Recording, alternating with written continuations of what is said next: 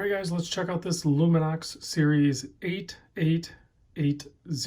I believe the part number for this one is actually XL8882, and I think I found that one. I couldn't find any of the information actually in the packaging that Neil sent over. Big thanks to Neil for sharing this watch and a bunch of other watches, but nevertheless, I think I found this one over on Amazon Prime for a reasonable deal at $349.99, so 350 bucks. And these models actually have some upgrades versus some of the older, I think it was like the 3500 series. So these ones add sapphire crystal and well, main thing is sapphire crystal, I think. 200-meter water resist, although it's not a screw down crown. I'm not sure how they achieved that, but push-pull crown, 200-meter water resist. So I will put a link, shameless plug, I will put a link in the description to my Amazon affiliate.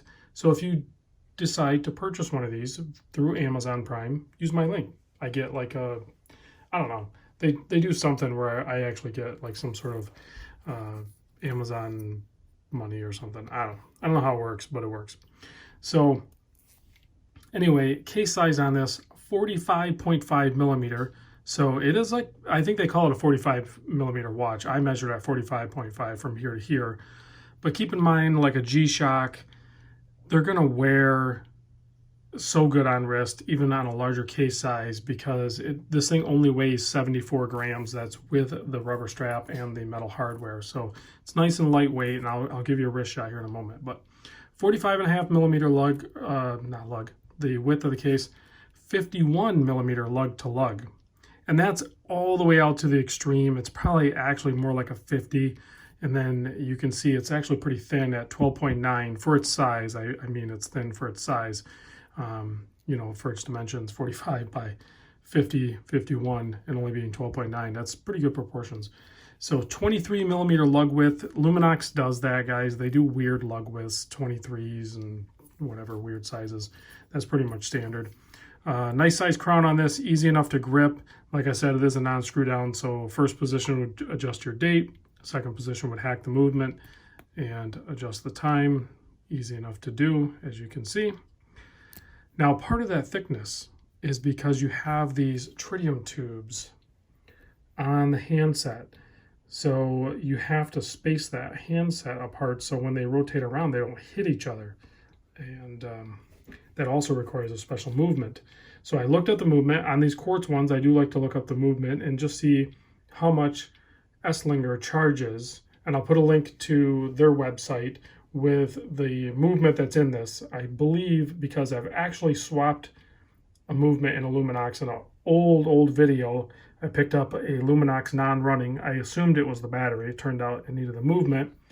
But it is the Ronda 515, but they make a certain 515 series quartz movement that is just for, it's basically the spacing for the hands on the center post are done in such a way that it allows clearance for the tritium tubes. That's all it really is. It's basically a regular 515, it just has a different center post on it. So if you do have to replace the movement in this, make sure you get the one for the Luminox. It will be labeled for Luminox. And I did also notice something interesting if you guys are following different movements and owners and stuff like that. And Ronda's a big player in the quartz movements. I did notice now in Esslinger, they're labeled Harley Ronda. So there's some sort of takeover or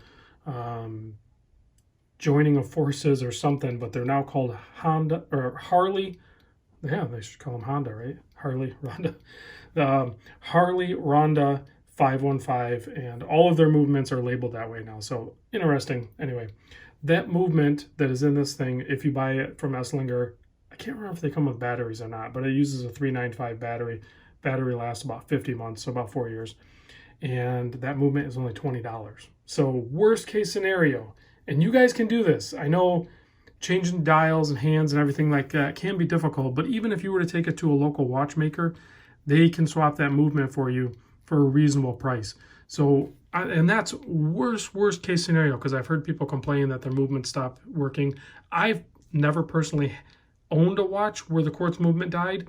Like I said, I had bought that watch, But that guy that I bought it from was in the military, and that watch had been in the desert and then all over. Who knows what kind of abuse that thing was handled. You know, for regular everyday use, like how most of us, you and I, would wear it, I'm guessing you're not going to have any problems. But like I said, worst case scenario, if you do, it's not that bad to service it. So anyway, 60 click bezel, very defined. I'm sure you can pick up that audio on that. It's probably annoying. I mean, it is like very positive clicks, and it lines up perfect. There's like no play in it. You know, for being a carbon resin bezel and case, the fitment and the function of the bezel is just phenomenal. So well done on that point for sure. Here's a look at the case back. As you can see, there's a bunch of information there. 200 meter water resist carbon compound case, sapphire crystal, series 88880. And then that is some information regarding the tritium tubes, which they used to spell out that these were MB Microtech. I don't see that information on there, so I don't know if they're sourcing them somewhere else or if there's a whole different thing going on with tritium tubes. I really don't know, and I didn't look it up. So if you guys know if there's something weird or new going on with tritium tubes, the last I knew, pretty much everybody was buying them through MB Microtech. But I guess it doesn't really matter, other than I think some people might gripe that these are T25 tubes. So there are T100 tubes, which are much brighter, but I think that also adds a lot more cost to the watch. So you're going to have a more premium watch, more premium price to be able to get that. So I will try to do a lume shot at the end. When I say lume shot, I mean it's going to be really hard to pick up the tritium tubes. I think I have a UV light that might work and be able to give you somewhat of a representation of what that looks like. I'm telling you, this thing wears very good. Only at 74 grams on wrist. That's on my 7¼ inch wrist. Sapphire crystal, anti-reflective coating on these now. And I really like this colorway. There are other colorways of this one. There's even a full blacked out one. But this one's really legible with that almost battleship gray dial with the red pop of color there. And then even that black hands with those long tritium tubes on there matches really well with the printed on black Arabic numbers. So everything I think works good together. It's got a really nice, I guess it kind of gives you the effect of like a 3-color type pull into it, even though it's more than that. But great feeling watch, great wearing watch, and it would be very comfortable. And if you're interested in getting one, and if you've never owned a Luminox, I think this is a good entry. This is a good representation of what, you know, kind of their core of what they originally had. They had the resin watches with the quartz movement and the really nice tritium tubes.